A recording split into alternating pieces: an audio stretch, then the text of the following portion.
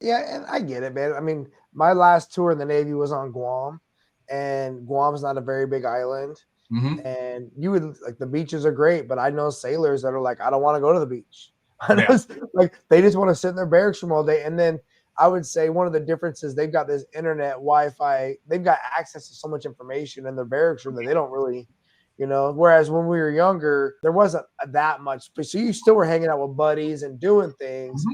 but it's just indoors a lot, and then just Yeah. working like you said, working around the clock. Okay, so in leaving Iceland, and you kind of alluded to this earlier that it wasn't as much fun as your previous command, Right.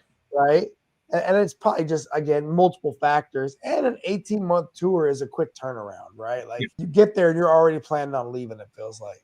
What did you want to do after Iceland? Did you have Well, I any wanted to go ideas to yet? You wanted to go where? sea school. I wanted to be a weather forecaster. So when you're an areographer, your first schooling is just to be a weather observer. It's just to go outside, do basic observations, identify weather features, and then you tell the forecaster the current conditions so they can develop the forecast for the future conditions. I wanted to be a weather forecaster. That to me was being a meteorologist, which is something I always wanted to be. So I went to sea school to be a full meteorologist after Iceland. And was that back in Mississippi again? It was back at Keesler Air Force Base in Mississippi. Yeah, And how long is that school? it's about 9 months. Okay, and you're still single at that time. Yes. So I 9 months back in I was Mississippi. dating, but I was dating, but they weren't with me. It was like a long distance thing.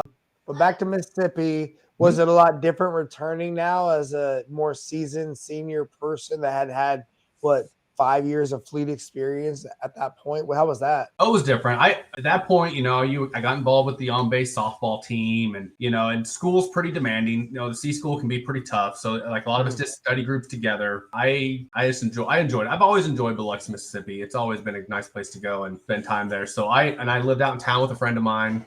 Kind of an interesting story there. Make sure you know more about people you move in with before you just move in. You can get some surprises. But well, you go to C school. We're like, I don't want to live in the barracks. Let's just get some B. We're both E5s returning from the fleet. We can get BAH if we want to live out in town. We'll split an apartment. Make sure you know who you're moving in with before you. But it was another good tour. I enjoyed the school. I enjoyed learning, and that to me was the building blocks and the fundamentals behind being a weather forecaster and a meteorologist. Like that is what I joined the Navy to do. Nice. I'm glad you're able to get that school, and it sounds like you got it like right on time. Like you're E5 now. It's time to go to the school.